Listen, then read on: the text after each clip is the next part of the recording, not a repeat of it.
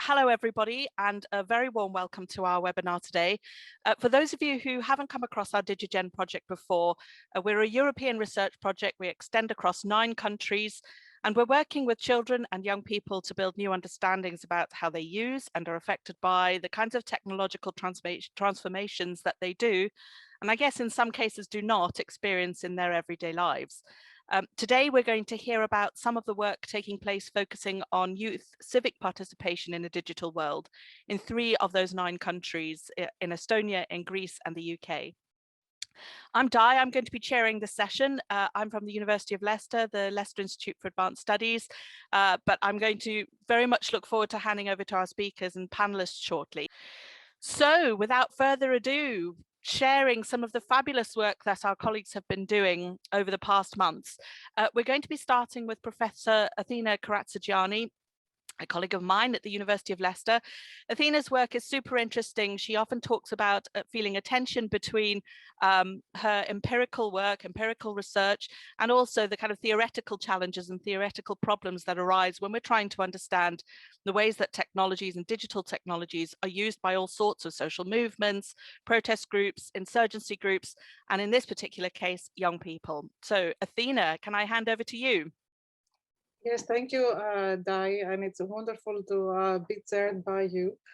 And I want to say that I'm really grateful for colleagues that have taken the time to be here to present and also to respond to this research, and also that it has been a difficult year to be researching, to be researching this subject as well.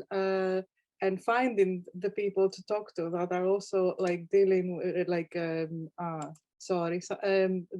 dealing with how the pandemic is impacting their everyday life as well. So it has been a truly fascinating time to research. So I'm gonna share my screen now, sorry. And so just to say, I've asked our colleague to share the report that is on these 3 countries. So if people want to get their teeth into more of the like the participant tables, the quotes, the comparison tables, and so on that we have there, they can do so, because we're going to spend roughly 10 minutes on this now. What we're going to present here is the ethnographic part of this research, the first phase of this research. The second is holding digital storytelling workshops with young people. And the third one is analyzing digital citizenship policy documents in the 3 countries. So for this particular part of the research, the report that we did for the European Commission, we did ethnographic research, of course, pioneered by Robert Kozinets, which involved online observation, content analysis, and 65 interviews in the 3 countries in total. It was conducted between September and April, in the last basically 6 or 8 months. And what it does is it compares the reasons and the means, the whys and the hows that the youth engage in civic participation, focusing on both online and offline and the hybridity between the 2, mobilizing particularly on social and racial, social and environmental justice. So we had research questions involving how exactly are they engaging, what are the similar differences in the 2 countries, particularly looking at ideology, identity, community building, collective identity framing, and socioeconomic and gender factors. And another set of questions was more about how participants engage, what platforms are they using, are they concerned about surveillance, censorship, how are they organizing and mobilizing using ICTs and their online and offline behavior. And I'm giving a quick overview. In Greece, Dimitris Parsanoglou is going to talk about mobilizing against Greek youth mobilizing against gender-based violence and anti-police brutality. In Estonia, it involves youth mobilizing using ICT for LGBTQ+ and Black Lives Matter. And in the UK, about the data and the interviews we did with BLM activists and environmental civil participation, Extinction rebellion, right? So what we're hoping to contribute is in these sort of areas of scholarship, broadly on digital citizenship. Of course, there's a big debate there on data justice, digital inequality, digital deprivation, and so on, used by adolescents in particular, because we focused on 16 to 18-year-olds, although some of us did interviews with older activists in terms of age, asking them to remain is also how in their adolescent and early years they were using ICTs and how they formed their activism as well. Also, this activism scholarship with focus on sort of repertoires, mobilization, organization, and ICT, the usual kind of story, and also youth political culture specific to each country. So how to make a contribution there.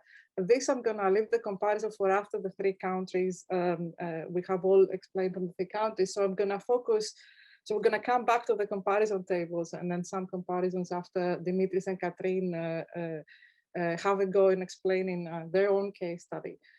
So in the United Kingdom, on my part, on the research I did there, as I said before, we did work with Black Lives Matter, particularly in Leicester, and also Extinction Rebellion, which was like more on a UK national basis.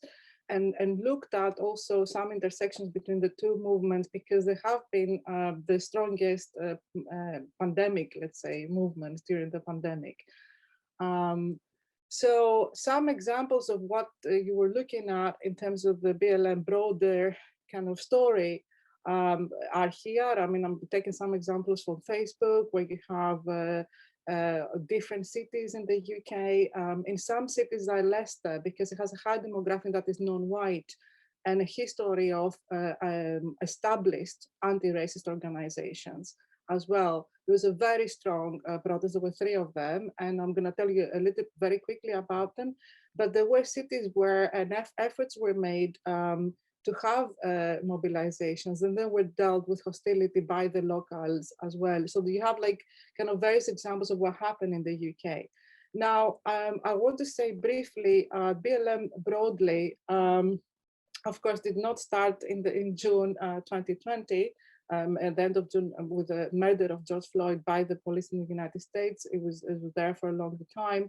And an example of that really interests me, by Alicia Garza's book, that is one of the leaders of BLM, talks about leaderful organization, right, instead of leaderless. And there's a whole debate about leaderlessness, right, horizontalism in digital activism that we can talk about for ages. But here, the point that I think is very interesting is that she talks about decentralized leadership and the problem of misapplication of decentralized leadership, that you have this problem that means that you cannot intervene in time and quickly enough. And this is a problem that we're going to see in XR as well in a minute. So in terms of the BLM Leicester, as you can see on the left of the screen, this is a picture I took. It was the biggest demonstration in about 20 years in Leicester.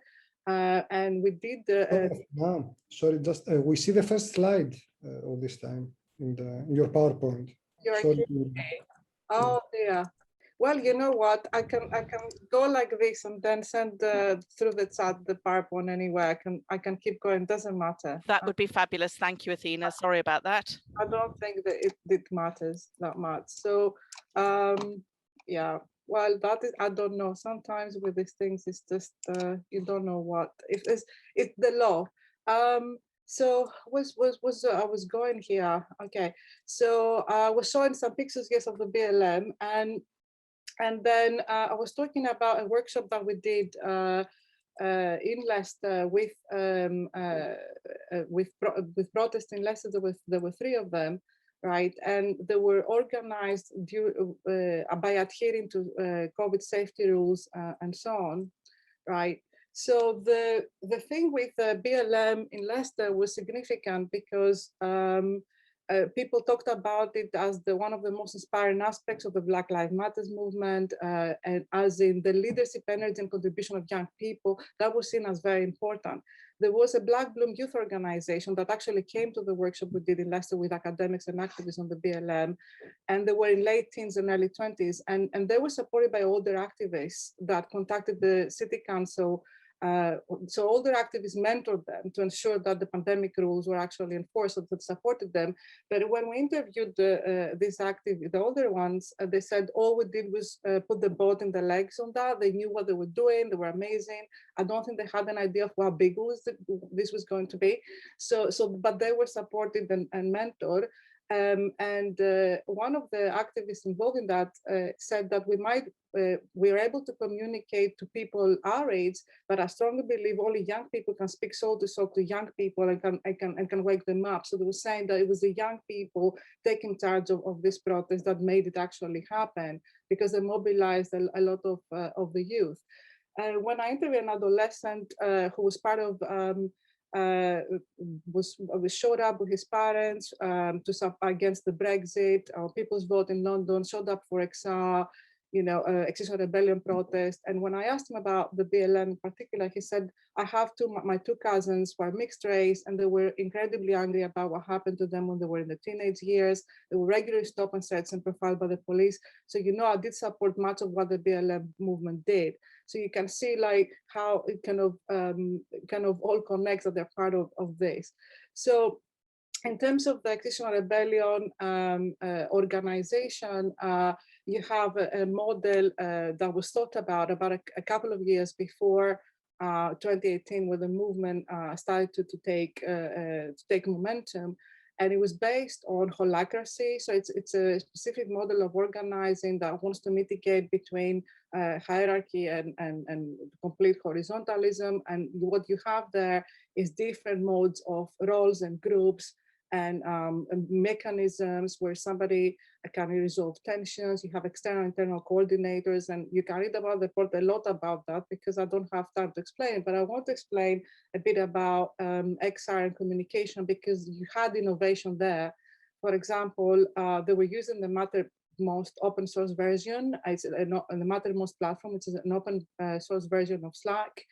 For project management. They were actually met at some point, and I interviewed the person that led that effort to choose a platform that was carbon neutral, and also that it wouldn't be easy for the law enforcement to because of laws in Switzerland. So they were using for storage, the server, and the innovators of that. Originally, they were in Basecamp, but because after there were 8,000 of them, and so many of them, it couldn't scale, so they had to leave the Basecamp platform, and then they went to a commercial platform called Glassfrog, about which platform there's complaints from activists saying there's need for development of another thing, because we were not happy with that one. Although I've seen the platform, it's quite impressive how it assigns groups and roles to people, and roles are very important in XR. Now, because of issues with the WhatsApp around April 2019 and to September 2020, you had change to Telegram and Signal, and the Telegram broadcast groups of October played a big role of October Rebellion of 2019.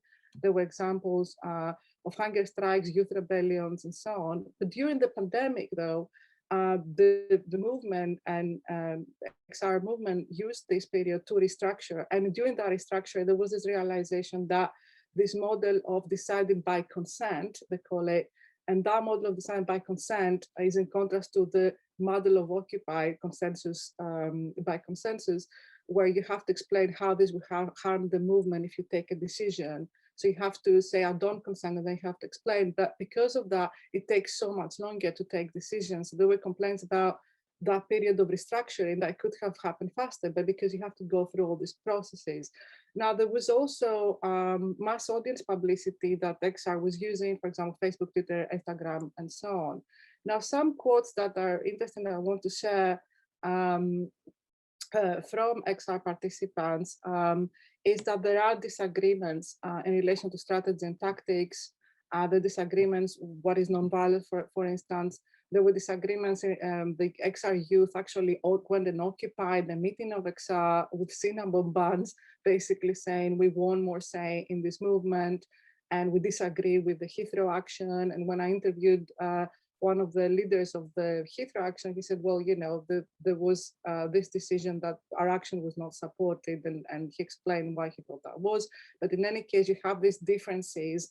And this activist actually said this is why the Labour left and socialism failed, because there is all the traditional problems of strategy and so on. Now, an XR youth activist explained to me also that XR youth is autonomous. This same person left the youth strike, and we interviewed the youth strike participant as well, because they thought that they had like more immediate ways of bringing awareness about the climate issue. So the left youth strike went to XR. He says that it's more radical and more focused on working with other communities and supporting things like racial disasters that the main XR is. So he's saying that we have a different culture within the different groups, main XR and XR youth, and that XR youth is not part of XR. So there's like this differentiation. And when I asked activists, this activist told me, and it was the paradoxical thing, because XR is what we would call a broad church, right? So this adolescent said, well, in social justice, I tend to be environmentalist and radical.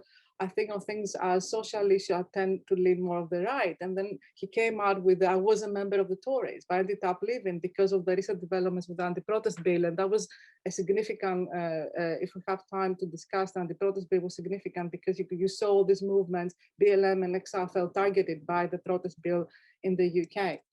And this is me very quickly, but I will send this now to the Charles PowerPoint. I don't know, I mean, this, I haven't seen it happen before, but of course it will happen, is the law. Absolutely. And I'm sorry that about this, and I hope I didn't take more time than I should have. No, you were spot on, Athena. I'm super impressed. And yeah, if you could just pop the slides in the chat, then we can all benefit from them. But I found that very compelling personally, so I don't think I missed the pictures at all. The next person to speak is Katrin Tiedenberg, who is Professor of Participatory Culture at the University of Tallinn University. Katrin's interests focus on social media, visual cultures and participatory cultures, and she has great expertise in digital research methods, which I've certainly been benefiting from, having interacted a little with her during the DigiGen project. So Katrin, can I ask you to just super quickly check your slides just to make sure they can transition between them? Otherwise we will have to think of a different plan. Yep. Let's see. Okay, are they moving? Yay, they are. Marvelous. Thank you. Okay. I'll hand over to you. Athena, you're jinxed. I know. Okay. I'll have to send you extra chocolate in the post. Right. Okay, great. So thank you. I'm also going to start my timer. So thanks for the introduction. As Dai said, my name is Katrin Tiedenberg, and usually I say I'm a social media researcher. We collected data with my master's supervisees who are all defending tomorrow, Marta-Liisa Suitslep, Madli Raik, and Camilla Selina Lepik. So I've kind of taken out all of the really useful references to the existing research, both in Estonia and abroad, that helped us do this and to conceptualize these things in order to kind of save time. But a lot of it is in the report if you're interested, and we do kind of stand on the shoulders of our colleagues and are not doing this in the vacuum. So in Estonia, we conducted 32 interviews in kind of 3 groups. So we did 10 with LGBTQ rights activists and allies, 11 with Black Lives Matter, activists and allies, and 11 with what I'm going to be calling context group. And this last group was added because it seemed to me that the activists, because Estonia is a very small country, right? So the activist group in Estonia is small enough to verge on being over-researched, and to be able to understand what is particular to them, we need to include those who do not consider themselves activists. And I think it worked well for us, this choice.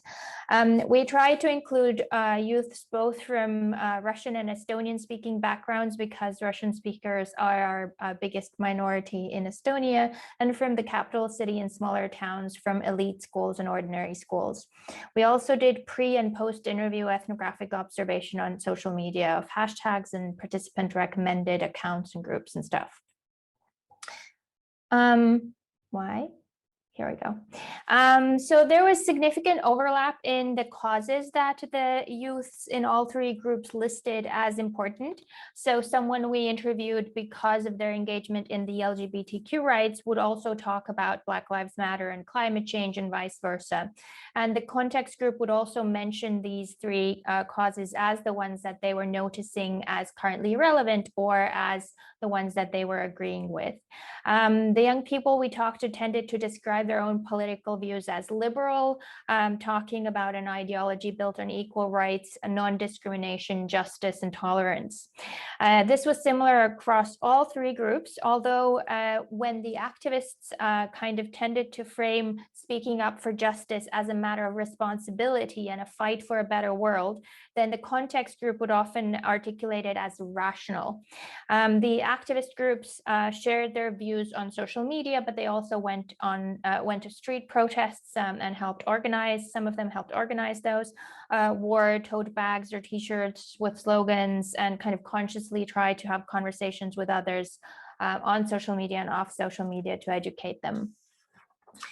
This difference of framing tolerance as just versus tolerance as rational leads to different perspectives on what the reasonable responses to intolerance are. So the youths in the Black Lives Matter and LGBTQ plus rights activist groups saw speaking out for the marginalized as a matter of responsibility and as the only way towards a better society. So a young man, for example, told us that that he's noticing a lot of hateful discourse, and if we let this kind of spread, then we in Estonia will end up like Poland, where the situation is very bad for minorities. Whereas in the context group, it was more common to say that while you know, some groups are indeed marginalized and they indeed should have equal rights, then LGBTQ marches or prides are still very annoying. Active youth's responses indicated quite a high kind of level of self-reflexivity, but also a sense of self-efficacy. So they suggested that they think that being able to choose not to engage is an act of privilege, but they also said that engaging works, right? They felt it works. So they gave us these examples of having had conversations with people and changed their minds. Whereas the context group was more likely to kind of revert to quoting from these big narratives of disillusionment, where all of politics is hopeless and pointless, or the kind of very popular slacktivism narrative, where they were saying that engaging online or participating online is pointless. Girls, but also queer people, were consistently portrayed as more active, and this was predominantly linked to a belief that women and girls have experienced at least some discrimination and thus are more empathetic to the plights of others. Although stereotypes concerning gendered capacity for empathy were also present, as were cultural discourses surrounding social justice work as a kind of feminine or gay, which were mentioned. For example, a 17-year-old Black Lives Matter activist from a rural area told us that girls are definitely twice as active as boys. That's my experience. So few boys use their platform and their voice to make the world a better place, because most boys worry that they'll be bullied, as others will think it's gay to care. A similar kind of logic was applied by some Russian-speaking informants to ethnicity as a kind of sensitizing factor. So they would say that they care and engage in, for example, Black Lives Matter movements because they know a little of what it feels like to be othered based on something like that. It was common for our participants to kind of very openly acknowledge the central role of social media and the internet in shaping their political identity, which I found very interesting because Alina, Allaste, and I analyzed some data collected between 2011 and 2015 a while ago, and there was almost an embarrassment in that data about acknowledging it, or a desire to say that no, my political views are my own, I'm not influenced by anything, the least by the internet. Instagram, Twitter, YouTube, Reddit, Contacte, and TikTok were mentioned as the kind of sources of political information. But social media content was credited quite explicitly, not with just informing, but with shaping political views through a combination of learning new things, but also being faced with kind of emotionally impactful personal stories of discrimination, but also kind of being able to realize that there are people out there who think like you do. As young people became more interested or more active in particular movements, their preferences of platforms, but also their understanding of those platforms' affordances shifted, which I found very interesting. International and English-speaking accounts were considered much better for informing oneself because local Estonian ones were seen as ill-informed, too narrow, or even racist and homophobic. It was also interesting, I found that activists would say that they use social media to not only learn kind of facts, but also to learn how to present themselves. So they used it for kind of learning the rhetoric of how to persuade others.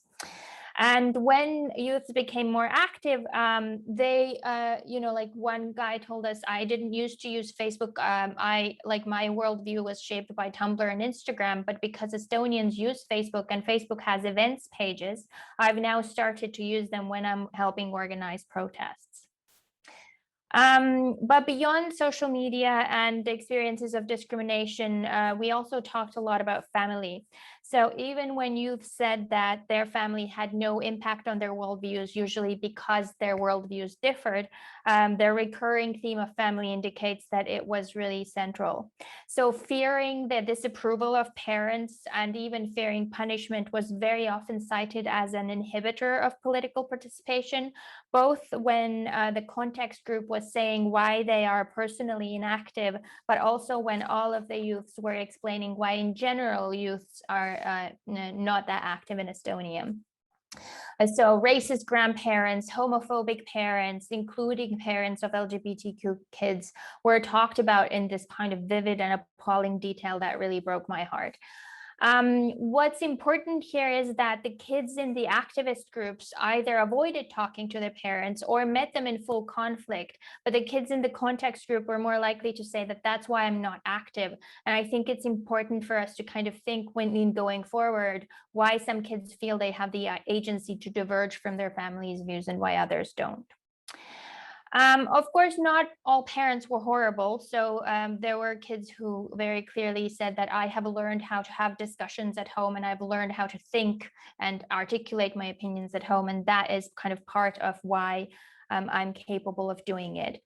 Some kids even said that even though their families didn't understand or support LGBT people, for example, they had started slowly to change their minds. Social media and families were sometimes kind of portrayed as oppositional. So one of our informants told us that, I used to listen to and believe what my parents told me about the world, but once I started searching for it on Instagram, I realized that their worldview doesn't work for me at all. And of course, beyond kind of social media and parents, there were other kind of factors brought out as impacting on whether people are active or not. Harassment and cyberbullying and being afraid of it was in particular mentioned as important. So to wrap all of this up, I'm currently thinking about how make sense of it through a kind of ecosystemic or a relational view of motivators and hindrances that would extend beyond a presumption that digital access, political interest, and how informed youth are predict political engagement. So rather, it seems that a sense of self-confidence and political efficacy is very important, which isn't new either, but the dynamics of where one finds this self-efficacy could be explained better. For example, one of our participants said that she's afraid of cyberbullying and afraid of speaking up on social media, even though she thinks that it works and thinks that it's important. And then she said, probably the kids who are active on social media have a very strong friend group or a family that has their back. So basically, somebody has to have your back. I also think that Katrin, I'm so sorry. Would it be possible for you to kind of draw to a close, if that's all right? Thank you. Sorry. I also think that it makes less and less sense to differentiate political from civic participation and instead talk about local party politics versus global justice causes. And with that, I'm done. Oh, that's a great ending. Thank you. I'm sorry I interrupted at that point. That was a great ending. Fabulous. Okay, thank you. Dimitris, do you want to come quickly check your slides while I give a little spiel about you? So Dimitris Parsanoglou is senior researcher at Pantheon University, I think also connected to the University of the Aegean in the sociology department. His work ranges on issues around youth and migration, histories of migration, urban spaces and gender. And I think we're all really looking forward to hearing from the Greek perspective. We're just going to have a little try at the slides and see how we get on. Wait. Okay. Yep, it's working. Fabulous. Thank you. First of all, okay, I put the timer as well. And I want to apologize because there might be some noise because we have works here as well, like in Athena's place. So I want to thank everyone, all the participants, and of course the people behind this. I'm talking about our colleagues in COFAS and mainly Minke, who made all this possible. I will be very brief because I'm sure that I will be just on a limit with the time. Just saying that the two case studies in Greece were a little bit affected by some recent developments, although we had in the beginning in mind to work on, the broad range of anti-racist mobilizations, which is a recurrent theme in Greek politics and micropolitics. We changed our plans because in the beginning of this year, 2021, we had some mass mobilizations against police violence and protests. Here you can see a photo on the right where a kid is holding something saying that the parks are for me to play and laugh, not to feel in pain, because this was the slogan. Ponao was the slogan for all these protests. I'm in pain. It had to do with police brutality against people who were gathered in Athenian suburb, not in Exarchia. You might know Exarchia district in the center of Athens, which is well known for protests and everything, but it was a spread thing. And the other case study, which from the beginning was planned to be anti-sexist, let's say, mobilizations around gender issues, here took a specific form and a specific focus on the Greek version of the Me Too movement, which was triggered in the beginning of this year. So I want about the material and everything and the interviews, we might talk a little bit later. So in the discussion, I mean, so I will insist on the main themes that arise from the material we collected, mainly from the interview material.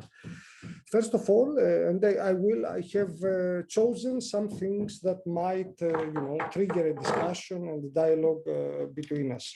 The first thing that has to do with motivations, or if you want to, since we are saying that we are presenting, kind of ethnographic material, to use this anthropological term, notion, the rites of passage, which the ways in which, young people enter the civic adulthood in quotation terms. This, from our interviewees, comes mainly from personal experiences that have to do also with family. Katrin talked about this, the family background, you know, sensitizing some people to be more eager to participate in social and political activities. But also it has to do with a kind of identity building. A woman who is now in the beginning of her university life, describes her this passage to civic participation, saying that at this age, meaning at high school, I started with student protests and demonstrations, usually for issues concerning students and education. Afterwards, at a more serious regarding commitments, meaning she's talking about commitment level, it was the fact that every human bears many contexts of identity, this is the way she formulated it, where they might be oppressed in the society we live. So by recognizing somehow these identities, always in plural, my identities personally and how I am oppressed in the society we live, I started my activation on this matter, which is the matter of anti-sexism, you know, mobilizations against patriarchy. Another pathway to participation is, of course, socialization. For example, discussing with other students at the university, another participant who is a student now, there was an interest to do some things, not to change the world, but first to change our everyday life. So we started like that based on our experiences. And of course, another thing which is quite important is some triggering events, some significant events that constitute milestones in people's, political and social thinking. People usually get active, mobilized on the grounds of a specific event. For example, what happened with police violence in Esmirni, that I said in the beginning, and not for a more general purpose, cause, or for a broader change. This was a kind of criticism, if you want, criticism describing things that hinder, more active mobilization of people. Now, when it comes to politicization, what being political means for young people, we see here a thing that is quite common in Greece. It is a conclusion coming from many surveys and researches. One thing is the mistrust, let's say, to political parties. There is this term, this notion of partification. It's a very, very bad translation of komatikopisi. Koma is the political party in Greek. So it is the dominance, the predominance of political parties in every kind of social mobilization. Even, for example, when it comes to unionism or to student groups, etc. A high school student told us that, I intend to become more active when I go to the university. I just don't know about student groups. He's talking about the unions, the student unions, because most of them tend to be too close to political parties. And I think that young people should not be affiliated to parties so early in their lives.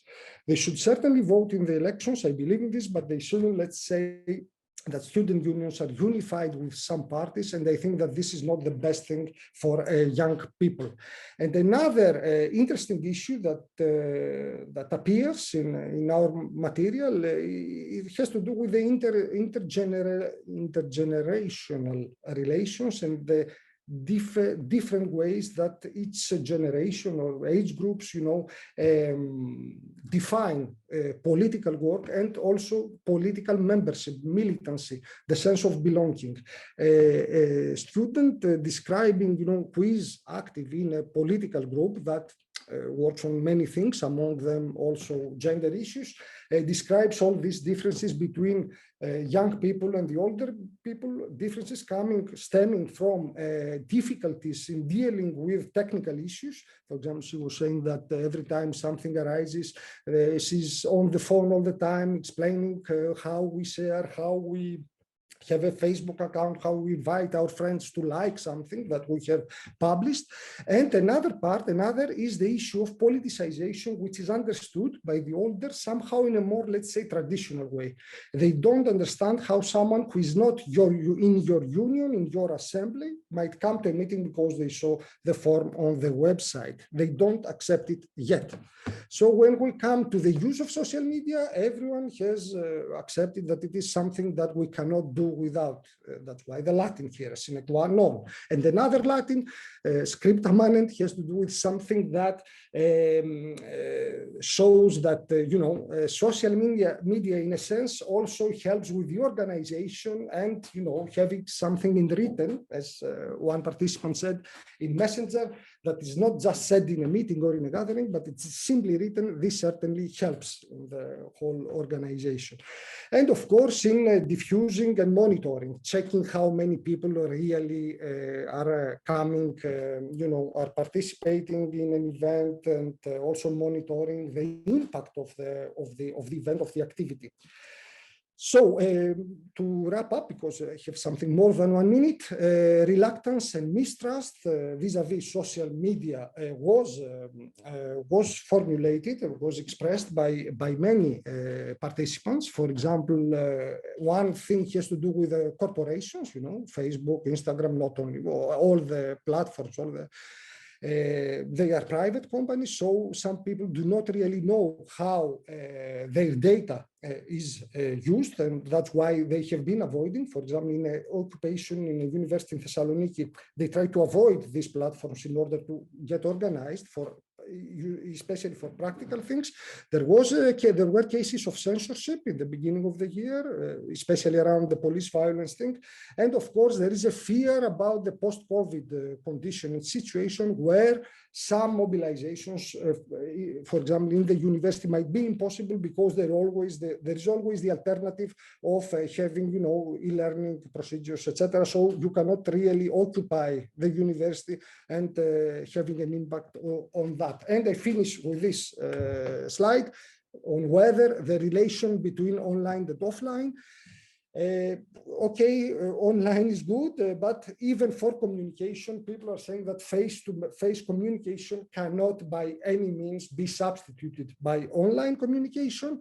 And the very, very last comment, sorry for the delay, it seems that for Greek young people, activists and organized in political groups and individual persons, la beauté est toujours dans la rue. The street is always much more important. In the hierarchy, they always think that the real political impact comes from, traditional, let's say, protests and mobilizations. Thank you very much. I was 48 seconds.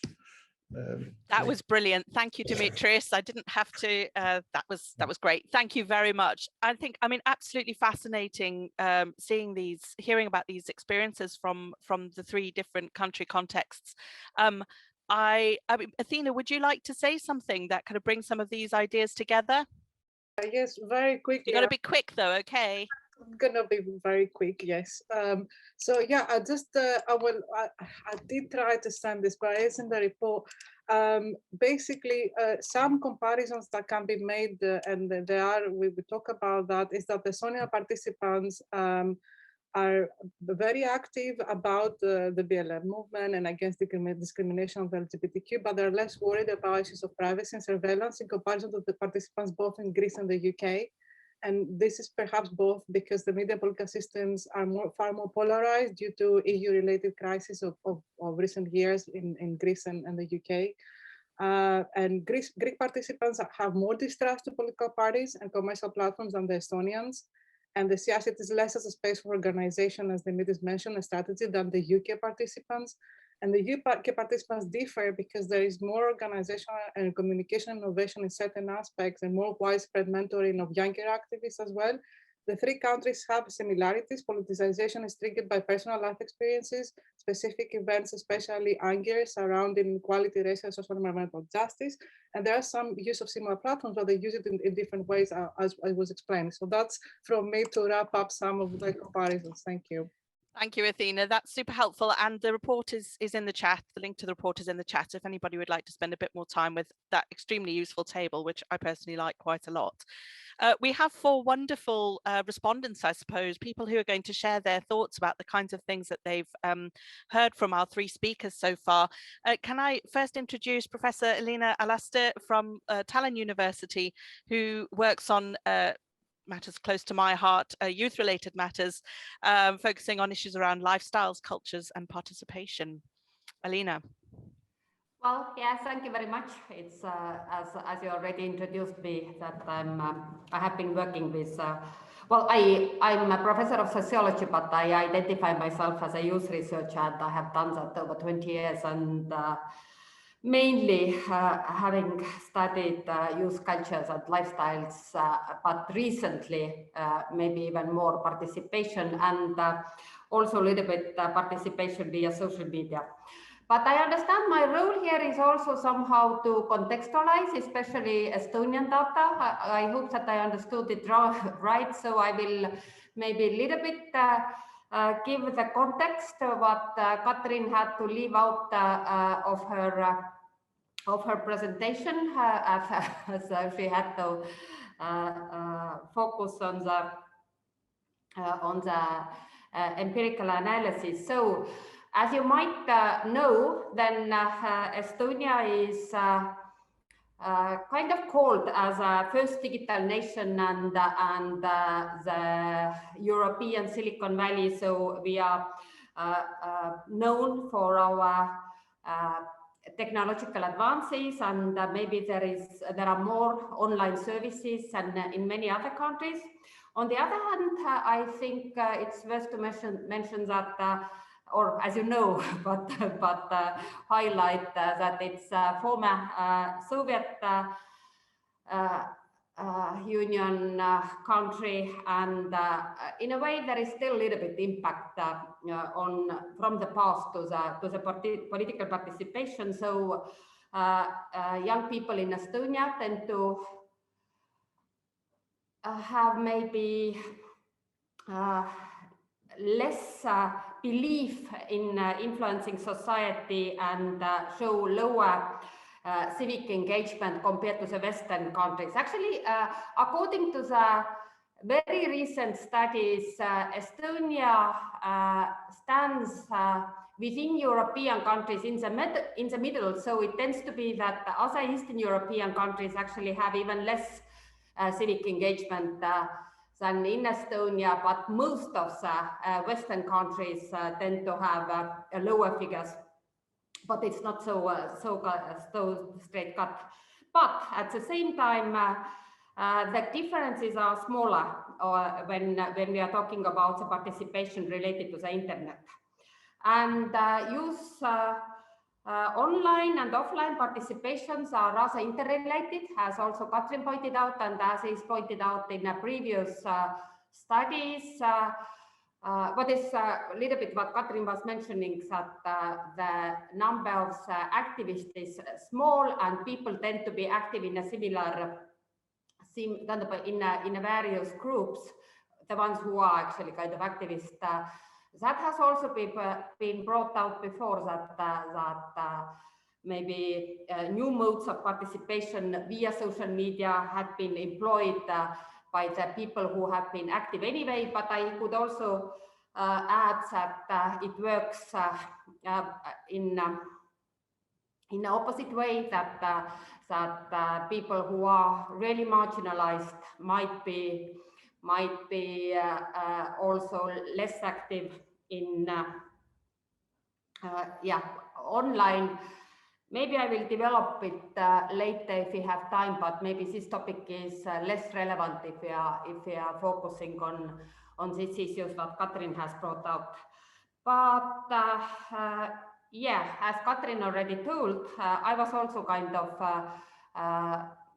positively surprised that this kind of softer forms of participation, such as petitions and sharing information, etc., are now somehow more acknowledged as a participation and activism, but wasn't maybe the situation 10 years ago or a little bit more or a little bit less.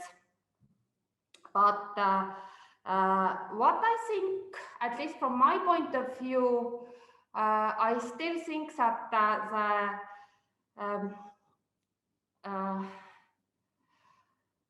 opportunity for the activism and participation via social media has maybe bigger importance in, well, let's say in Estonian context, but here I'm thinking more widely about the Eastern European context or post-Soviet context, because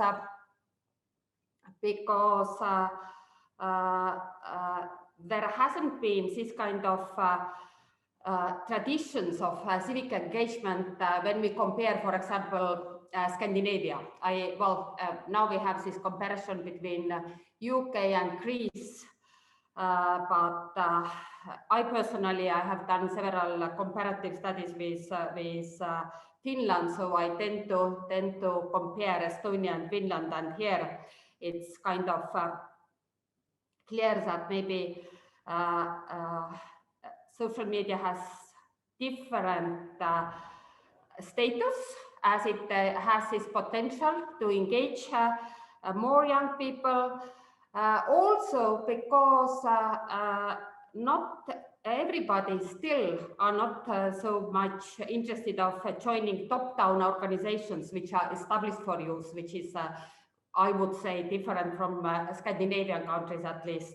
And maybe to make some comparison also to the presentations, what 4 minutes, oh my God, I didn't realize that I'm speaking so slowly. Okay, then maybe a couple of things what I wanted to point out is that, Katrin was pointing out that people are also kind of learning to take a stand and form opinions and speak up in social media, and also learning how to represent themselves.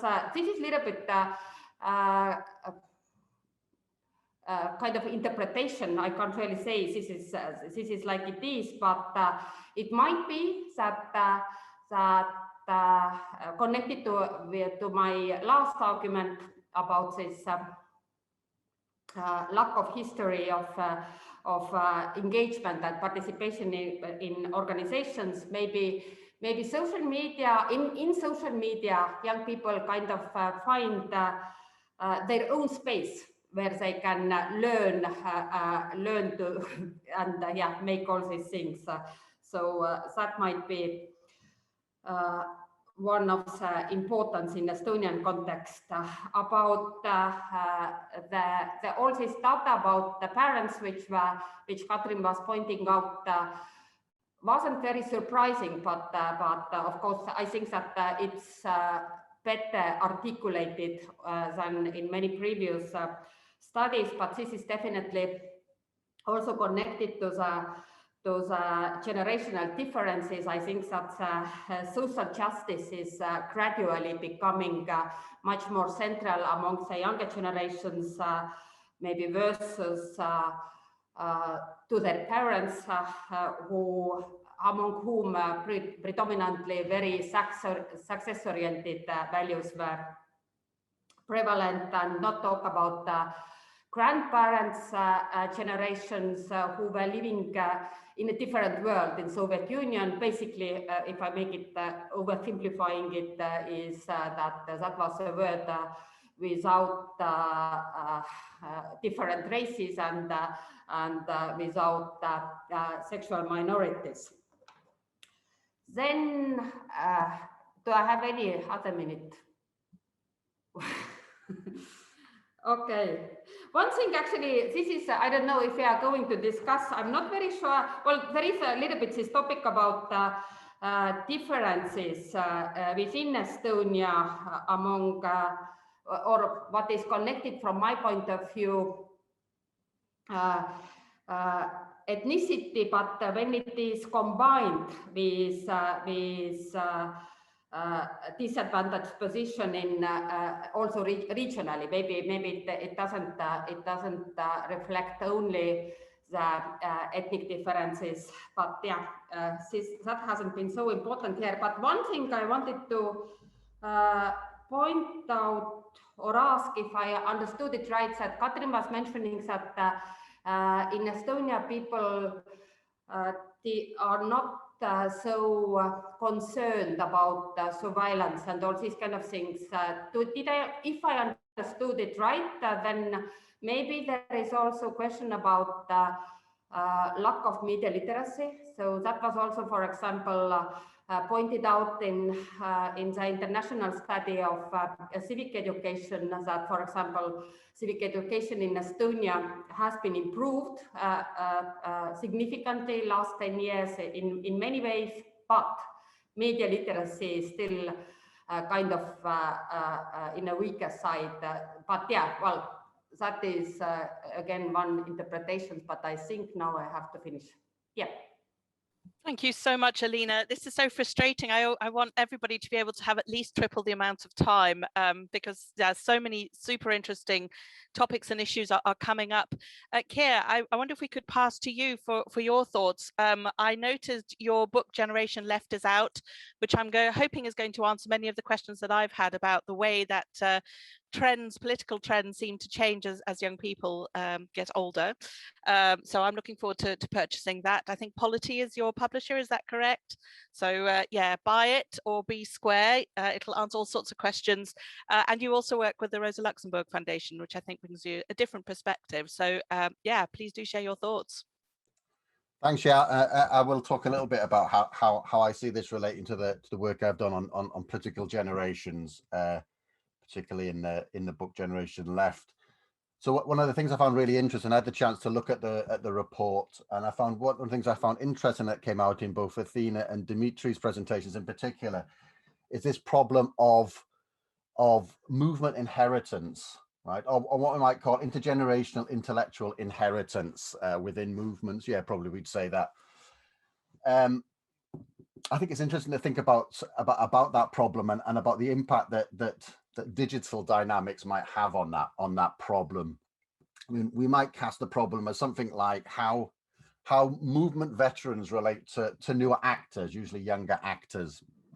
I think there's more to it than that, but I'll come back to that in a minute. But before that, I just want to set up why I'm interested in that and how it relates to the way I see political generations and my own work on that. So in the book that Diane mentioned, Generation Left, it sets out to address this phenomenon. And the phenomenon is in a country such as the UK, in the US, and in many other countries actually, age has become this really big dividing point in politics, with young people tending to move to the left and older people tending to move to the right. It's incredibly large dynamic in the UK, really over-determining dynamic, I think, in politics in the UK, and I'd probably argue in the US as well.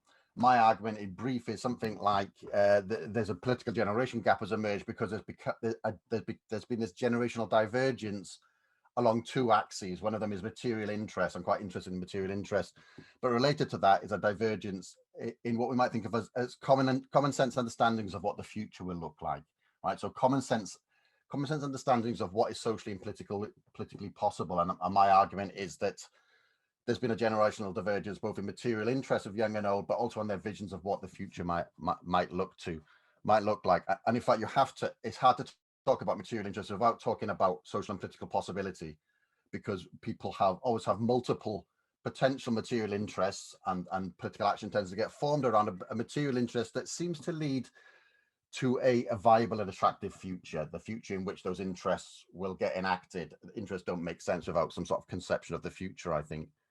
So this sets up my own conception of political generations, which draws quite a lot on Karl Mannheim's sort of seminal work, some 1923 essay, The Problem of Generations.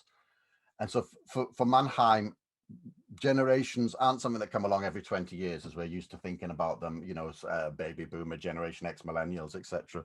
He says instead, you may not have a distinct political generation for 100 years, or you may have two distinct political generations in a decade.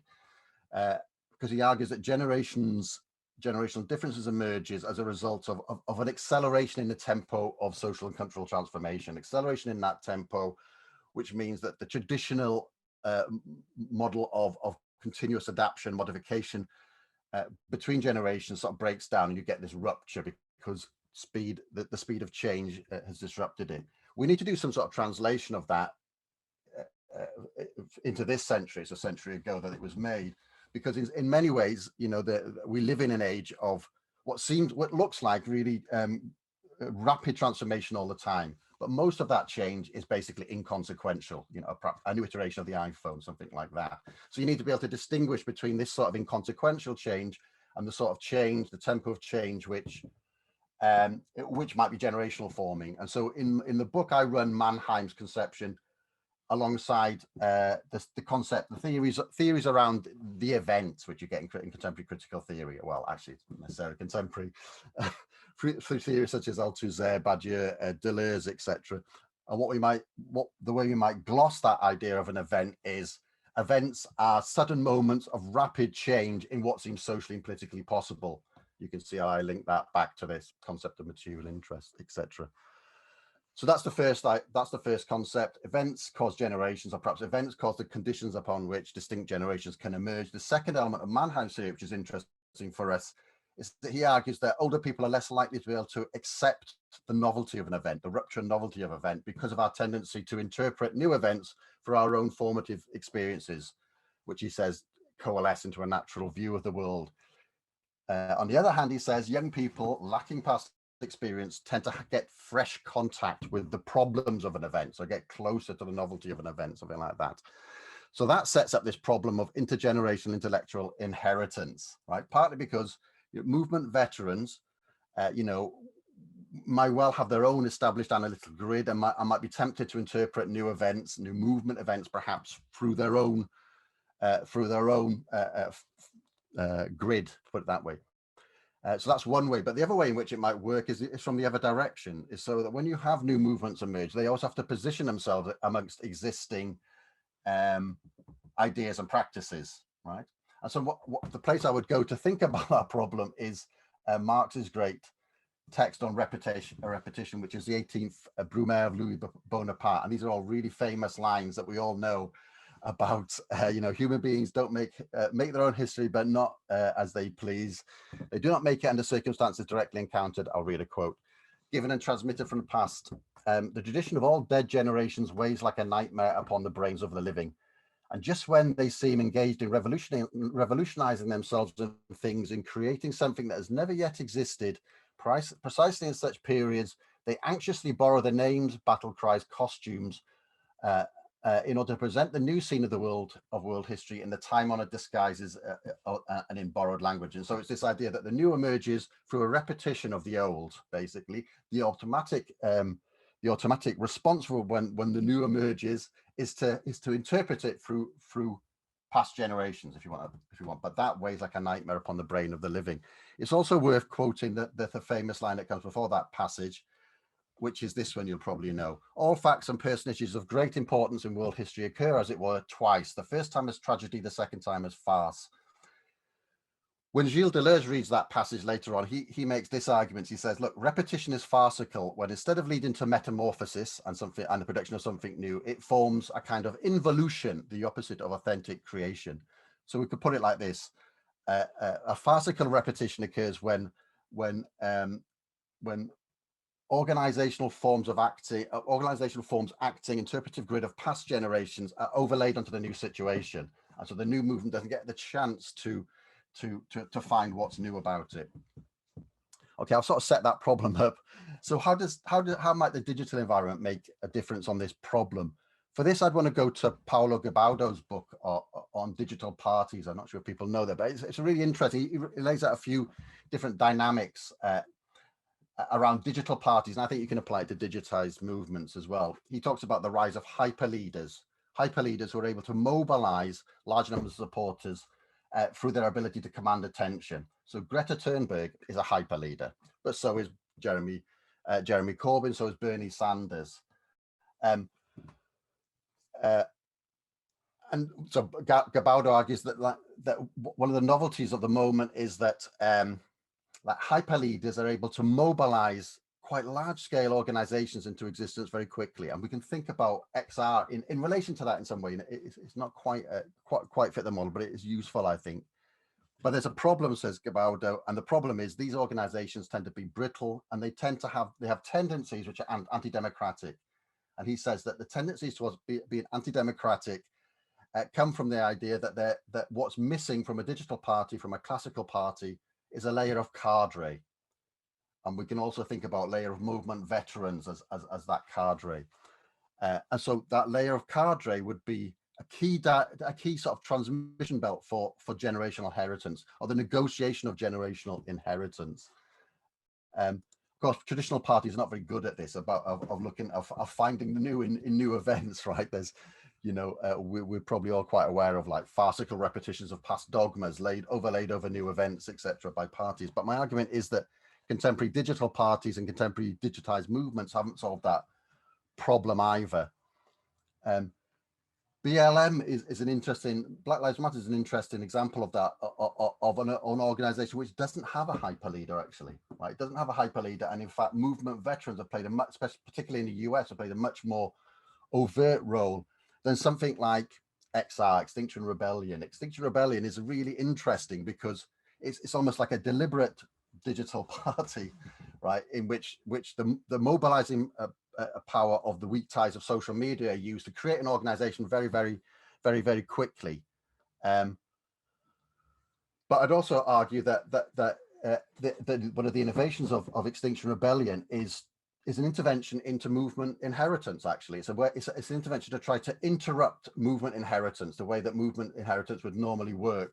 And so Roger Hallam in particular and the early leaders of Extinction Rebellion were really, really clear that they wanted to exclude past veterans of climate movements from the movement, from XR.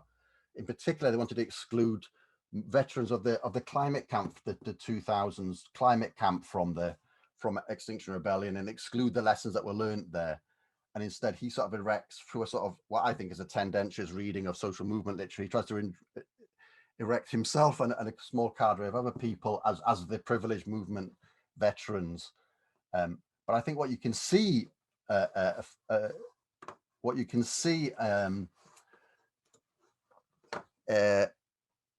in recent years with Extinction Rebellion is Roger Hallam actually being pushed to the back to some degree, and the early sort of like movement veterans being pushed to the back, and a layer of cadres emerging slowly. I think that has to happen.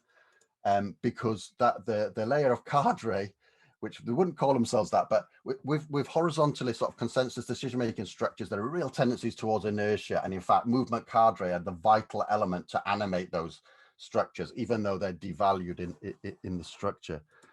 And I'll just end by sort of saying, I think there's a similar process going on in the post-Corbyn left in the UK, but much more overt, a much more overt process of this development of cadre. I think, and in particular, there's one of the key mobilizing distinctions, one of the key distinctions which is structuring the discussion about what to do next in the post-Corbyn left is a distinction between mobilizing and organizing, with organizing valorized over mobilizing. It'd be loosely defined as something like this. Mobilizing is when you act with people who share common views to you. Organizing is when you act with people who share a structure with you or who perhaps share common conditions, but who may not share common views with you. Union organizing, tenants organizing. I'll just end by giving you a sense of the scale of the process that's going on at the moment, actually. So yesterday was the second session in this 6-week training course called Organizing for Power, led by Jane McAlevey, who's one of the people who introduces this distinction between organizing and mobilizing. And there were 11,000 people signed up for this training yesterday. It's split into 2 different sessions, but if we think about the difficulty we've had on Zoom today, yesterday there were sessions with 6,000 people in a training on Zoom, I think in lots of different countries with 12 different languages being spoken. But you can see that this is something serious. That there's a serious attempt to build cadre on a relatively large scale coming out of this. So, like my sort of question, the thing I don't know is you know, this idea of a digital party and the problems of intellectual inheritance and a movement inheritance that goes with it. We don't know whether this is a temporary thing or whether this is, perhaps it's a temporary thing which is now being backfilled, which seems to be what's happening in Extinction Rebellion and the post-Corbyn left, or perhaps it's something that will re-emerge once again because it's embedded in the dynamics of organising in the digital realm. Thank you, Keir. That's fabulous. I love interdisciplinary stuff because as a kind of a person interested in childhood and adolescence, there's so much that you said that's both clashed and cohered with my kind of readings of literature around young people, and yeah, it'd be great to unpick some of that. Kjerstin, you are next. Kirsten Thorsten is based at Michigan State University, despite the beautiful name, and explores how social media platforms are reshaping the visibility of news and politics, and especially amongst children and young people. Kjerstin, your thoughts on what you've heard so far today? Thank you so much, and thank you all. I'm really grateful to be part of this webinar, and it was such a pleasure to engage with the report that's coming out of this project. So I hope all of you have a chance to read through that. And for me, in particular, it was energizing because my own recent work over the last couple of years has really been focused on the flip side of youth engagement, which is inaction, sort of unproductive, alienating forms of mistrust, and the role that digital platforms play in that process. So for me, it was really wonderful to sort of read the words of the passion for good action among many of the groups and the youth participants that you all have been speaking to and reading about and learning about. So just a sort of a couple of points, maybe for discussion, that just got me thinking as I was listening today and also reading through the report. I think first, the reliance on digital platforms for activism.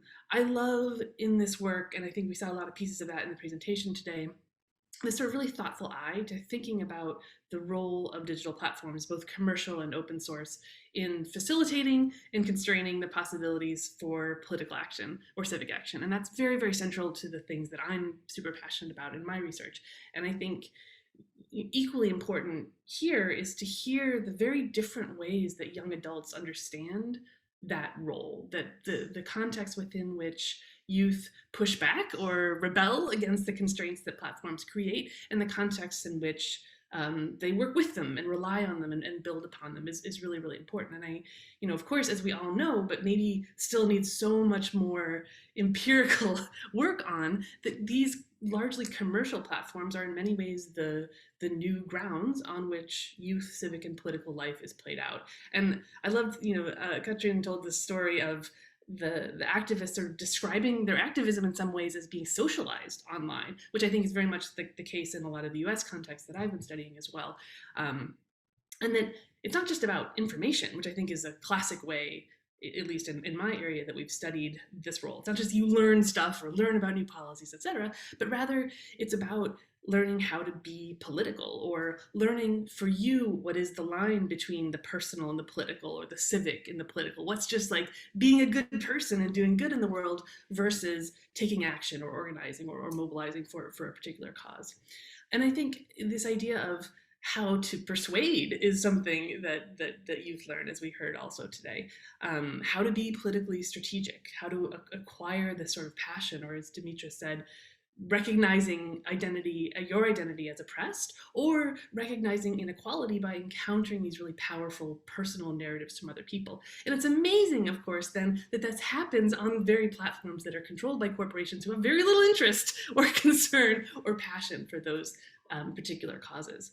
And so in my own work recently on sort of inactive, less engaged youth, I've been finding it really fruitful to use or really to borrow the lens of sort of creative labor to make sense of a lot of this, and to think about the work of managing, curating, changing, and sort of building out or architecting these social media repertoires as work that young people do under conditions that they didn't create. And for me, I started thinking about it because I think, whether it's the slacktivism narrative or just thinking, oh, it's so easy to get informed on social media, both of which are, in my opinion, quite false narratives. And part of the way we can push back on those narratives is by uncovering this incredible amount of work that youth put into preparing either to be activists, or even in the case of the youth that I study, to make sure that the politics of the world actually stays out of your personal media environments. I found fascinating also in that same vein, the story that Athena told about XR and digital infrastructure, right? And this idea of open source Slack, identifying platforms that are carbon neutral. And to me, there's such rich data here for thinking about what it means to use and design digital infrastructure that is in alignment with our values. And of course, there's a long history of the sort of great persuasive arguments for dealing with companies to come out of these activist movements and moments. And so I really hope that that's something that surfaces out of this project as well, is to give us sort of the rhetoric and the persuasive arguments to say there is another way, here are other ways to do it. And then at the same time, though, we see in Athena's narrative that when a movement needs to grow or go out and attract attention, now it comes back and needs to rely on the big commercial platforms. I saw a lot of parallels there to thinking about, 1960s movements in the US and their reliance on the news media, and really classic sort of media and movement interactions are now platform and movement interactions. And I think that's a really useful sort of historical lens to think about there too. And the other big point, which is not at all a big point, but more a series of questions that your work has sparked and that I'm thinking a lot now, and I think is really rich for us to talk about, is the timing of this project, right? You all were in the field during the pandemic, or in the US, many have taken to describing this time as the twin pandemic. So that is the pandemic of COVID-19, but also the pandemic of systemic racism. And I think, there are glimmers in the work that you all have discussed that I think will help us understand the way that those are intertwined on a global scale. And that is such an important conversation, I think, for us all to be happening, and to not lose sight of the ways that Black Lives Matter movement, for example, or really just new ways of thinking and talking about systemic racism are being birthed, but they're also involved in movement around the world and being understood and interpreted in different ways. And I think that's such an exciting thing for us to talk about and unpack.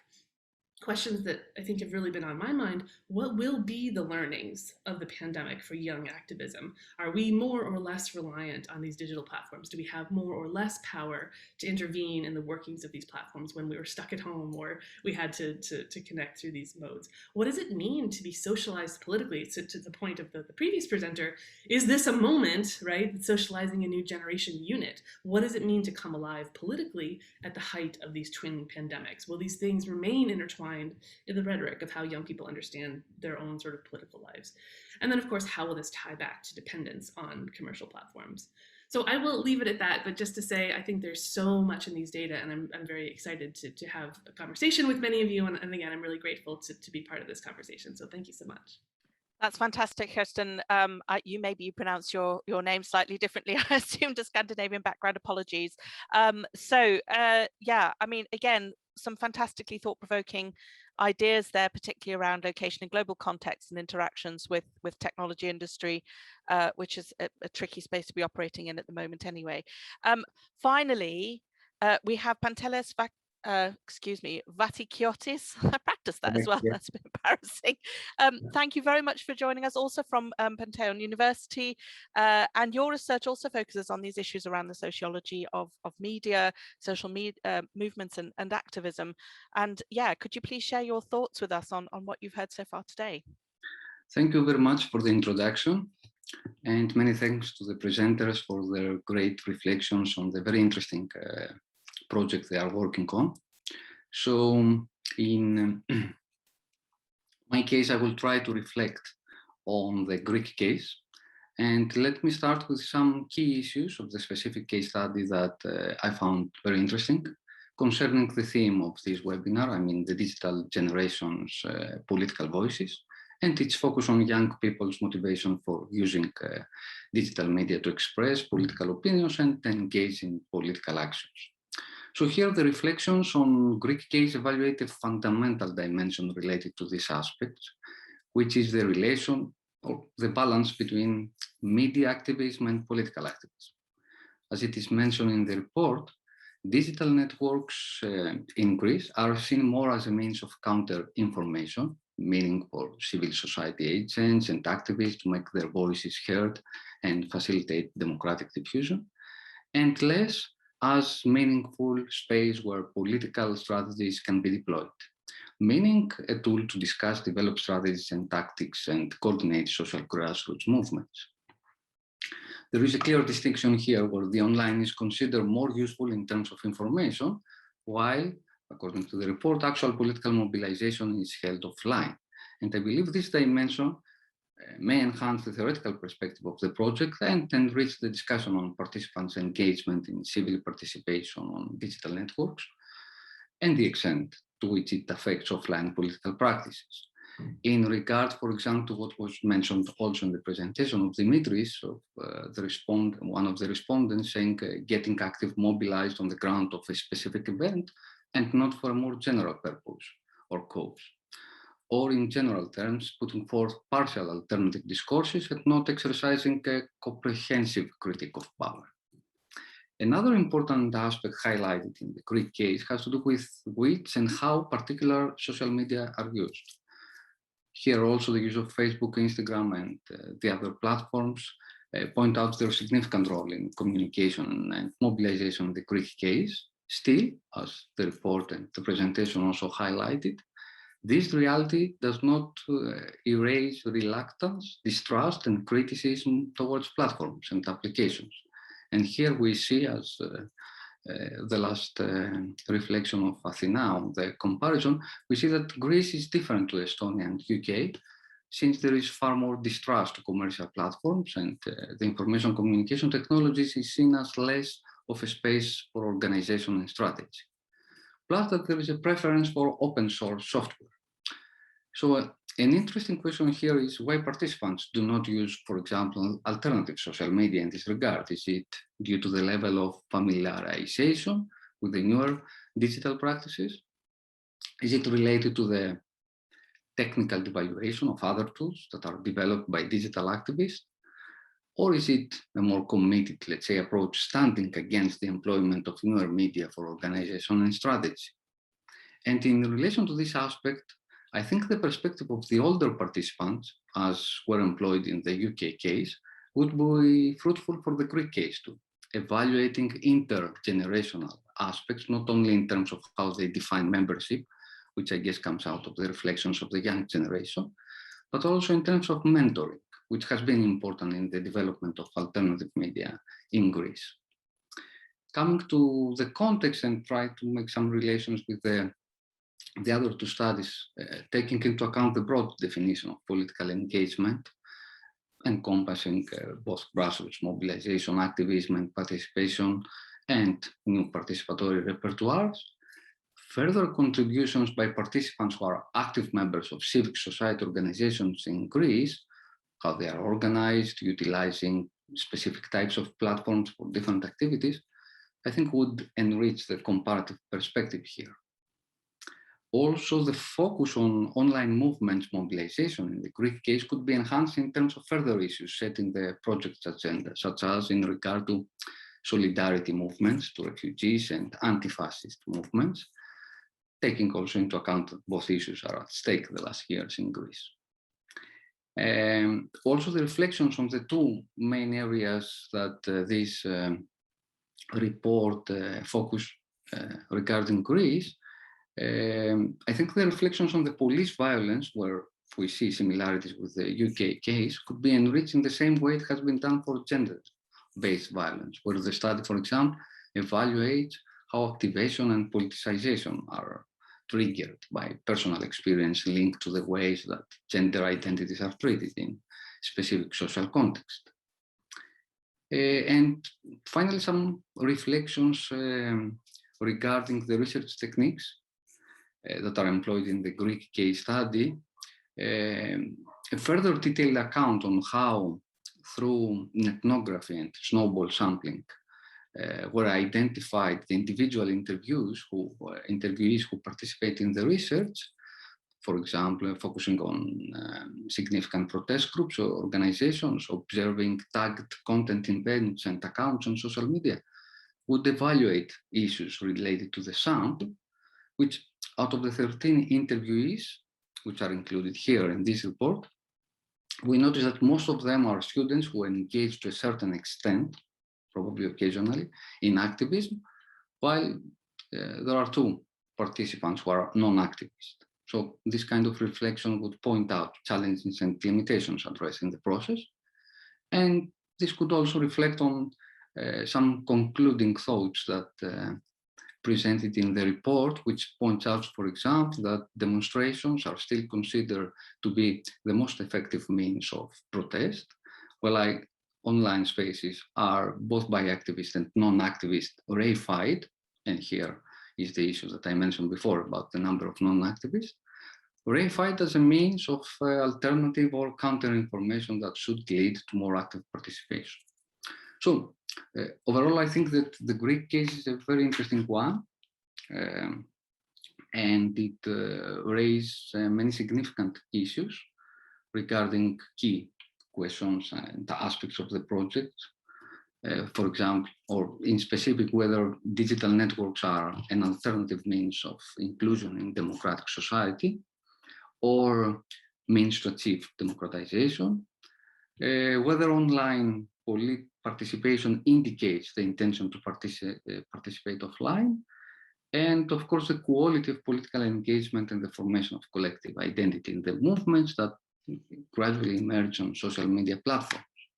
And I'm sure that this and further issues will be raised in the next steps of the research in all the specific case studies, and I'm looking forward to it, and thank you again very much for your reflections. Thank you, Pantelis. I think that was really kind of thoughtful and considered response to a lot of content that we've all kind of taken in over the past hour or so. I think we're coming to a time now where we can kind of open up for questions, but I wondered whether it wouldn't be sensible for somebody, Katrin or Dimitris or Athena, to say a little something about the work that is going to be coming next, just to help people contextualize the report in terms of the remainder of the DigiGen project. Is that okay? Athena, you have a go. Well, yes. So now, so the first stage was about doing. So we've done the 65 interviews in the 3 countries, and we looked at a lot of material. Some of it, I mean, I was trying to explain this, but then I was showing it, but I couldn't show it. In the end, it was about, I mean, participating in training events. For instance, that Keir mentioned, I participate in quite a few Extinction Rebellion events about self-organizing, about, you know, like different things as well. So it's about participating in the space and also interviewing people who are identified, but to identify them, you have like this broader kind of participant observation scenario in the different digital spaces and so on. Now, the second stage is about getting young people between 16 and 18, because that's our actual target age, and bringing them together in the digital storytelling workshop, where they actually create like a 3-minute videos to talk about what inspires and challenges their civic participation online and offline at the same time. So we're holding these workshops in each of the 3 countries. And then the third stage is actually looking at some of the policy documents of what each country is envisaging in terms of digital citizenship. And on that account, digital citizenship now, I think today, I think this week or like very soon, the European Commission is starting to use this digital citizenship and launching things around it now. So it's going to become a very interesting subject to see how countries at this point talk about digital citizenship. If Estonia doesn't have because Alina mentioned this, about media literacy, I would be very surprised if Estonia is not very ahead actually of this trend, because you have it in different stages in Estonia during the schooling, I understand, digital literacy, while in Greece it's not so much. In the UK there's some internet safety stuff, but like the way digital citizenship is talked about is not really, I don't think the UK is really ahead of the game there in terms of the education. So, but there is an education work package actually DigiGen looking at education as well. So maybe they will tell us more about that. So this is how this is formed, and hopefully from these 3 different data sets, we'll be able to come up with more answers about what's going on in the different countries. Thank you. That's super useful, and I hope it's also given people a moment or two to kind of stop and reflect a little on what they've heard and think about the kinds of questions that they might like to ask.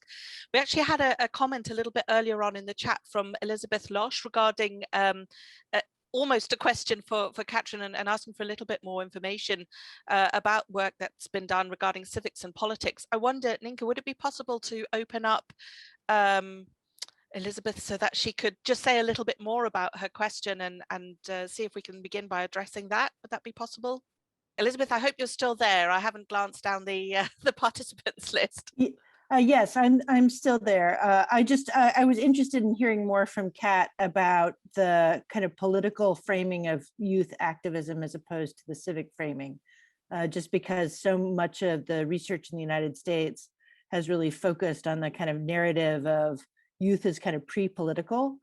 And so I'd love to hear more about the Estonian case study. Right.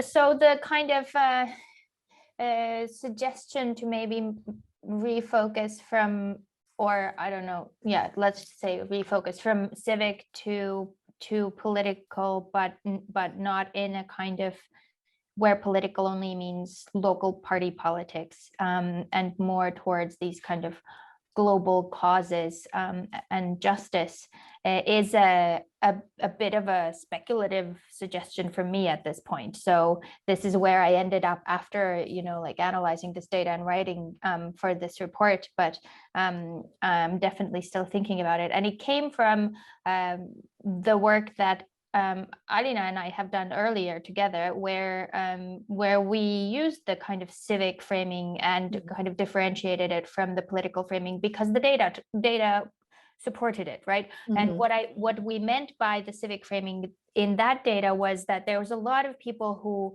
you couldn't sincerely call them inactive or careless or disillusioned, but their activeness was in things like somebody lost a cat and somebody's child was lost, and then I go and volunteer in a soup kitchen, and or I like they want to build a house where there's a park that I like, so I'm going to sign a petition about that, versus things that we call big P politics or identity politics. So we talked about those two there, and now with these kids I'm not really seeing that, and with also their kind of express acceptance of social media as something that shapes what they think about the world and how they think about it.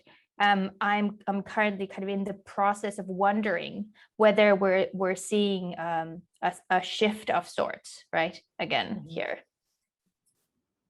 Can I comment?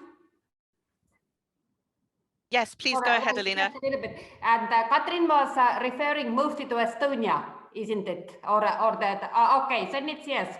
But I think that here are like very big differences between countries. And again, when I'm relying on the data what I know more, there are, for example, huge differences in these issues if you are comparing Estonia and Finland. And in Estonia, I think it's really the case that we can make this, we can discuss about this international or how you call it, like this civics, what is over the borders, and the local politics is something different. Working with different logics, if I understood it right. But in Finland, for example, here is, by my mind, as far as I know, clear link between them. Now, for example, now there are municipal elections, and there are like Fridays for a Future movement are putting their candidates to running in elections, and then there are like several people. Well, currently I'm working with TikTok and politics, and whom I have been interviewing is people who are in TikTok, but they are also running in municipalities, and several of them have actually this kind of activist background. And to my experience and the existing knowledge in Estonia, it hardly happens in Estonia. So there are like different contexts which are kind of influencing different way of action, to put it simple. Thank you. I think that's super helpful. Athena, do you want to kind of bring in your thought versus about social radicalism versus economic radicalism? Do you mean across country context, or are you thinking more specifically? No, I think it was a general impression that I have. I mean, because I haven't looked just at the UK case. I mean, empirically. So it seems that when Keir was talking about the material interests, right, and how they might inform activism across generations and so on. One of the interesting things in that regard was that in Leicester, for example, you had some kind of a conflict, not conflict, but in a way, if you were not Black, should you be at the forefront of the BLM in Leicester? So there was that, although they were talking about alliances, for example. So if you were Asian in the 60s and 70s, right, the Black and Asians were together, but now you have to pose yourself as an ally to the BLM movement rather than, right? So and where I'm going with this is that you have this prevalence of representational qualities on the social status and social demographic status, possibly, of people. So there's an emphasis of who you are representing in any given context. So the Asian participant that, there's a dominant community here in Leicester, of Asian community here in Leicester, she had to explain why she was a co-organizer of the vigil, for example, that we have here, by saying that my grandfather was an Asian, the first Asian that was spearheading a strike in the UK back in many decades ago, and that inspired me in what way. But you could see at that point that there was a unity in that. Well, now there's more emphasis. Well, if you're not Black, then there's this interrogation. Why are you leading this movement? If you're a white ally, why are you So there was things that came up that, to me, it seemed that the social radicalism is about this representational aspect, who is represented in any given sense. And in the Estonia case, for me, it was interesting because there is a minority, a Russian minority. I've written a bit about that about a decade ago, about the cyber conflict of 2007, for example. And there is a Russian minority there. So there is a BLM supportive movement, so attaching to the global, right? Attaching to the global, while in the local sense, you have a minority there as well, and the issues with that Russian minority. Or so the economic radicalism, as I said, if you talk to I talked to a Labour Party member as well, and they had more focus on the issue of inequality, or an XR member that said there's a lot of inequality in this country. That's one part of XR. It's not just about the environment, it's about more holistic kind of thing. You can see that in the older generation, there seems to be more emphasis in the material aspect, the economic radicalism. Capitalism is at the center of challenging, right? Of challenging interactivism. Well, in the younger generation, there seems to be this identification and attachment is more like a form of a social radicalism, so to speak, right?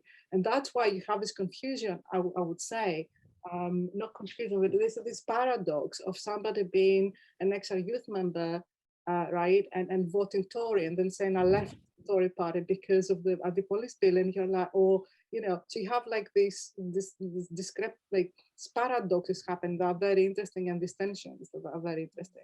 So I was thinking about this social radicalism versus economic radicalism, and what is happening, and maybe that other generations have different kind of priorities there of what is important, right? Like more material interest rather than this representational things, and so on. So anyway, that's that. Katrin. Yeah, I just wanted to quickly say thank all the respondents, because I feel like this did exactly what it was supposed to do, but I mean, it doesn't always. So I feel like Athena and Dimitris and I, so far, it's very inductive. We were very close to the empirics of it. We were collecting it and then coding it and analyzing it, writing with the report.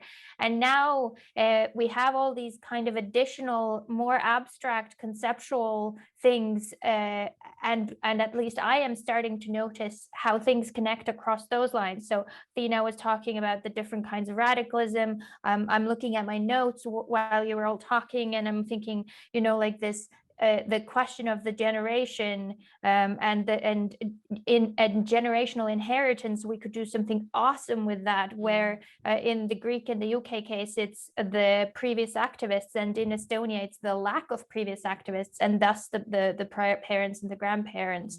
Or the, you know, like the issues with like, why aren't Estonians, at least why aren't the ones we talked to so worried about surveillance that they would use alternative social media platforms or something, where, and I think clearly we can link this to trust data, right? So trust in government, trust in state, trust in media. So there's so much where we could go, which I'm not sure we would have arrived at least definitely not as quickly without you. So thank you. That was really very, very inspiring. Yes, I absolutely endorse that. I have sent direct messages to all of our respondents, panelists, to thank them for their contributions. But I think you're right. I think it's opened up some channels for me around the way that we're conceptualizing this. I'm wondering if there aren't more opportunities for us to be learning across disciplines here. So issues around, I don't know, framings around multi-systemic resilience speak a lot to some of the things that I think you were saying around ecosystem approaches to understanding some of these ideas. For me, there are some gaps around embedding what we understand about adolescence as a distinctive period. And if nobody else has any questions, I'd be interested in thoughts from our speakers and the panelists about that. You know, is there anything distinctive about adolescence that's making them behave in a particular way, or is this something that is, you know, we would see exactly the same patterns if we were talking to, I don't know, people in their 50s or 10-year-olds? Well, mind you, there are some 10-year-olds that are adolescents. Let's say 5-year-olds. Go on, Athena. Well, what I found very interesting, I mean, when you get really, you know, like to talk to them for a long time, there was a person talking about forming a group on WhatsApp, right, where he discusses his friends are, and I said, and while we were talking, he suddenly said, well, you know, now that you're asking me about this, really, I think in that WhatsApp group, I've all invited people that agree with politically. Now that you're asking me more about it, I'm reflecting on it. And I thought that was very interesting that even at the age of 16, 17, like there is this awareness that I'm forming now a group where I'm happy and comfortable, a closed group of people to participate in. But at the same time, you have a bit of a confusion surrounding what it means, what political activity means, what civic participation means. So there was a person that said, well, I don't do politics. I don't follow politics. I'm not interested in politics. I was like, okay, so what do you follow on Twitter then? And this person was talking about Catholic accounts, right? Catholic. And I was like, well, what are they talking about in this Catholic accounts? I was talking, yeah, they're talking about BLM, they're talking about all sorts of issues because there's an active, you know, pop there in any case. So that the fact that he wasn't understanding that he was engaging politically by what he was doing, or he was saying things like, well, I don't believe we need a BLM in the UK because there's no racism here. And then when we start talking more about Leicester in particular, because they live in Leicester, it was very interesting where slowly you have this thing where this tension that they don't understand, like what is political and what is not political, that many things are political or they are participating in some way. And there's lots to say also about that you cannot underestimate children and young adults, let's say young adults in that age, because they understand far more what is happening in relation to the real and the offline and the online so they have a very good grasp of the media. And the Black Bloom, for example, in Leicester, organized very fast. It was them that were talking to other young people, mobilizing them. But at the same time, when it came to organizing to COVID safety rules, they had to fall back to establish anti-racist organizations that had a history of protesting in the city and fall back to them to help them, let's say, organize, you know, like with the city council, get permissions and all sorts of stuff like that. So, and then finally, the other issue that I find very interesting with very young people is that if you ask them what inspires you, I had a friend, for example, a youth strike leader that I interviewed that was in France actually, and which was kind of like a contextual in regards to the youth strike movement. And this person said, I don't want to be the next, the Greta Thunberg of France or whatever, like we're doing something else here, and this is what it is. And but when you ask them, what have you read to inspire you, right? It was, well, there was this UN report on climate change or whatever, like, so there's no like intellectual traditions that of the past that they draw from. So Keir, to disappoint you, I didn't hear about the Gramsci, Althusser, or Lukács, or the big text of any description. There's a lot, and this is why it's interesting that if they get in intellectual input, ideological input, and the consuming ideological production online, this is where the problem for me starts, that what are they consuming online in terms of what inspires them intellectually and to produce and recreate ideology, intellectual inheritance. I'm not sure what is going on there. So that would be a very interesting one to investigate in the future as well. Yeah, I mean, in the UK, there's an all-party parliamentary group, which is a kind of a cross-party group who are focusing on political literacy now for young people. So I think it'll be interesting to see, given the nature of the government that we currently have, how radical that APPG might turn out to be or not. But it's one to watch with interest. Keir, I know Athena's already pointed towards you, but I'm interested, do you think an adolescent cadre looks different to cadre of retired people? Yeah, it's an interesting question, actually. And just in reference to Katrin's comment, which I thought was really interesting, about a lack of older political activists to draw on in Estonia. One of the things you'll notice in the UK in particular, and in particular around the Corbyn moment, was that there was a gap in generations. So that, I mean, obviously we've got to point to the fact that Bernie Sanders and Jeremy Corbyn are of broadly similar ages, and they managed to mobilize primarily youth movements. And this, and I had some data from a political festival called the World Transformed, which was which takes place around the Labour Party conference, actually. And basically there were huge spikes around sort of 18 to 25-year-olds, and then there was a huge spike of participants who were retired, and then there was a big gap in the middle. Obviously there's life cycle causes for that, right, when people have to go to work, etc. But I think it also mirrors people's sort of anecdotal evidence of participation in that movement or scene, and the people who are missing are probably my age, basically what you might call Generation X. And you could do a sort of gross sort of generational analysis of the formative events of my generation were probably the fall of the Berlin Wall, and then basically the collapse of the left, of the historic left, which had a 200-year history to it, and the idea that that the end of history, basically that politics and indeed collective action was not a route to addressing social problems, basically, right? You'd probably gloss it in that way, and so that generation is the one that has missed. In the UK, the term centrist dad is thrown about to refer to people of my cohort who basically are in sort of are in conflict really with the left, with the young left. So it would be sort of 90s comedians versus left shit posters would be the battle that takes place on Twitter. I think in that sense, I mean, the Greek brigade can tell us a lot about that, because there are conflicts inside the Greek political classes, a lot of polarization there as well. I mean, from what I know, also my home country. I mean, Dimitris or Pantelis, is there anything that you'd like to add to that?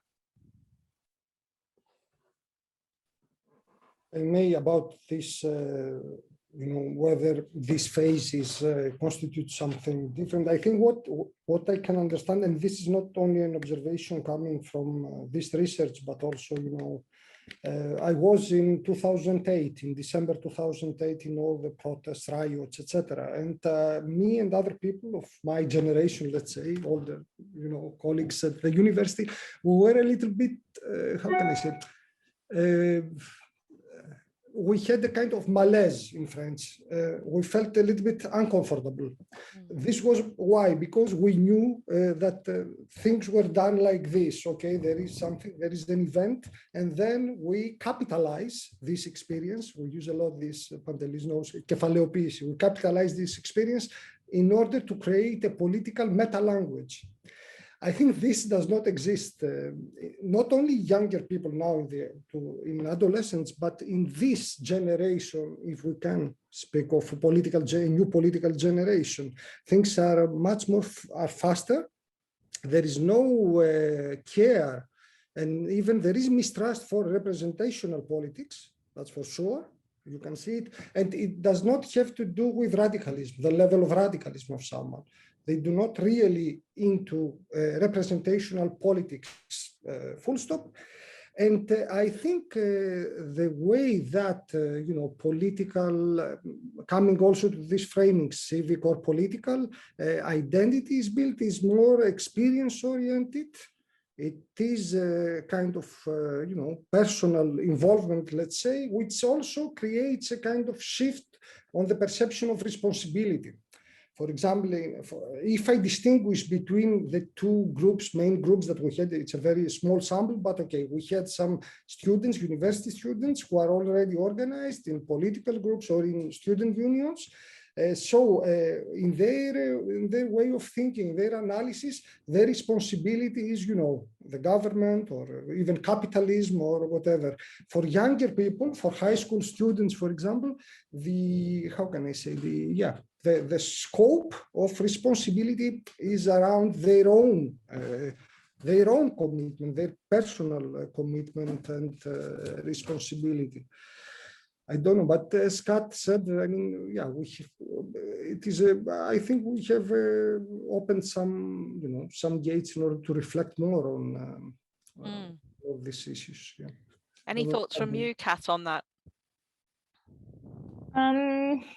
I was just thinking, I got fixated on one thing that Dimitris was saying, and then I kept thinking of that, about the meta-language, about the political meta-language, and whether it doesn't exist or whether that too has been kind of shaped and constrained by the affordances of the kind of network technologies wherein a lot of those discourses happen. And I was trying to check, we had earlier with us, but she's left, Neta, and I'm going to be horrible about her last name. So she has last names and I'm not going to say them, but she has written with Ioana Literat some stuff on memes and the kind of mimetic viral visual production online, as she doesn't use the word political meta language, but they argue that it creates this imaginary of a shared symbolic resources, and through that belonging,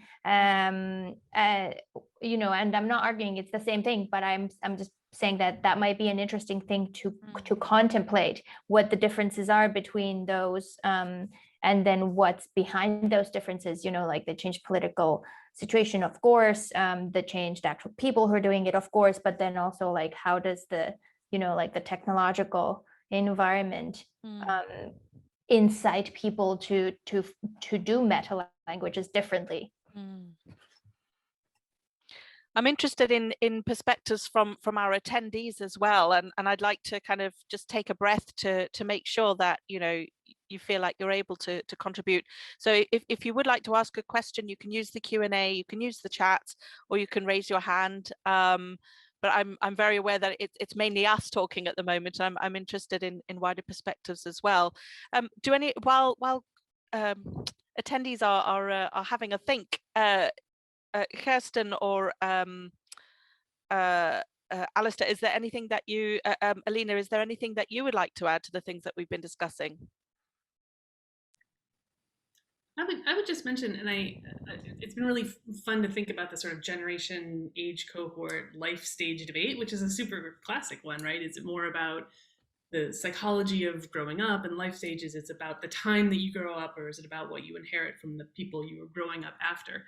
And I think it's really productive to add, as Kat just suggested, this sort of technology piece in there, and to say, I think one of the really important ways in which this age cohort is being socialized is this constant change, right? There's very little stability in terms of how platforms work themselves, the repertoire that you personally may assemble around you in terms of the way platforms move in and out. You know, you give up Facebook, you start using TikTok, whatever that looks like, but also on sort of an everyday level, who you follow, who you're connected to, and therefore what you see.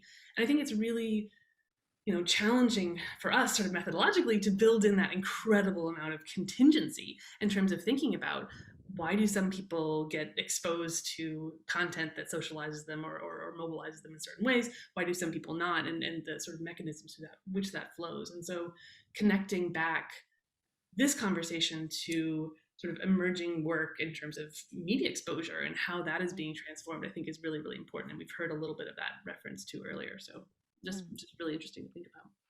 Yeah, I think I would like to spend a lot more time unpicking some of those issues. I'm thinking back to work by Val Sinner and subsequent work around challenging affordances and ideas around affordances that we could kind of bring to bear on this conversation.